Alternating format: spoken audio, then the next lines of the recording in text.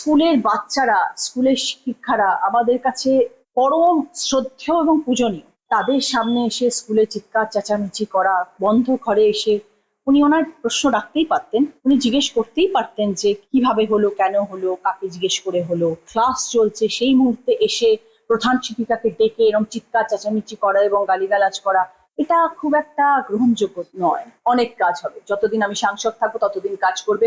আমি রচনা ব্যানার্জি যে কথা দিয়ে গেলাম, কার কত দম আছে সে আমাকে আটকে দেখিয়ে দেবে। উপর মহলে আমি খবর পাঠাবো, যাকে জানানোর তাকে দরকার তাকেই আমি জানাবো। আমি এসব ব্যাপারে বলতে চাই না, আমি এ ব্যাপারে কোনো কথা বলবো না। এরকম যদি হয় উনি লিখিত থানায় জমা দিন।